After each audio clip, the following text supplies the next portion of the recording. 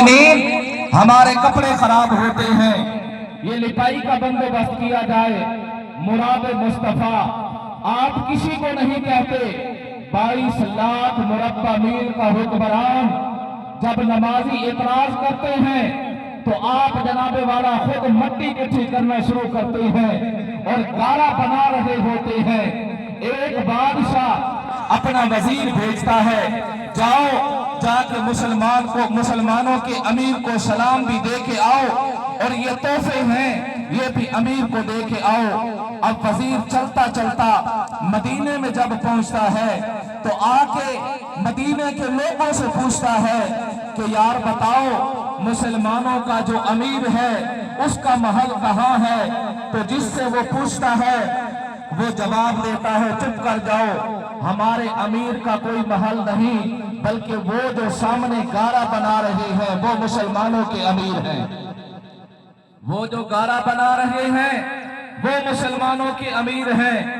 حضرت عمر پاک کے پاس آتا ہے، آ کے سلام کرتا ہے، سلام کرنے کے بعد کہتا ہے، امیر المؤمنین فلاں بادشاہ نے مجھے بھیجا ہے، کس لیے آئے ہو؟ کہا یہ تحفے دے کے اس نے بھیجا ہے، جاؤ مسلمانوں کے امیر کو تحفے دے کے آؤ۔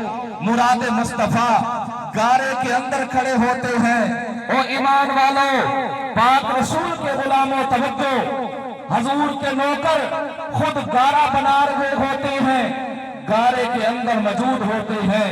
حضرت عمر پاک فرماتے ہیں کہ کیا تحفہ لائے ہو؟ تو اس وقت وہ کہتا ہے کہ یہ ایک حسین و جمیل لڑکی لے کے آیا ہو جو بادشاہ نے تحفے میں بھیجی ہے۔ حضرت عمر پاک کی عظمت کو سلام، آپ کے مقام کو سلام۔ آپ گارے کے اندر کھڑے ہو کے اس حسین و جمیل لڑکی کے سر کے اوپر ہاتھ رکھتے ہیں اور کہتے ہیں کہ بیٹا آج کے بعد تو میری بیٹی ہے اور میں تیرا باپ ہوں۔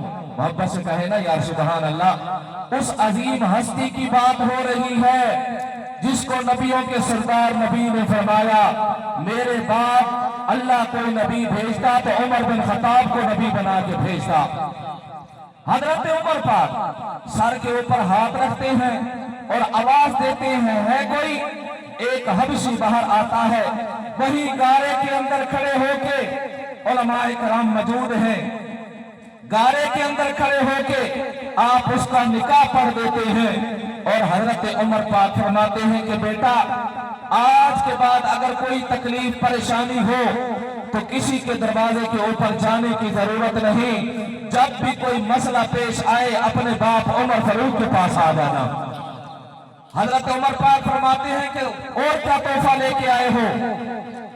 تو وہ وزیر کہتا ہے کہ ایک زہر کی شیشی ہے، اگر تمہارا کوئی دشمن ہو رائے کے دانے کے برابر اس کو دو وہ ختم ہو جائے گا۔ حضرت عمر گارے میں کھڑے تھے تو آپ نے شیشی کے ڈھکن کو کھولا اور ساری شیشی پی گئے، ساری بوتل پی گئے، لیکن آپ کو کچھ نہ ہوا۔ تو وزیر نے کہا یہ تو دشمن کے لیے تھی، آپ نے ساری پی ڈالی، آپ کو کچھ نہ ہوا۔ تو مراد مصطفیٰ اس وقت کہنے لگے اس دنیا کے اندر اگر میرا کوئی دشمن ہے تو وہ میرا نفس ہے، میرا نفس مر گیا ایسے سمجھو میرا دشمن مر گیا۔ کیا تحفہ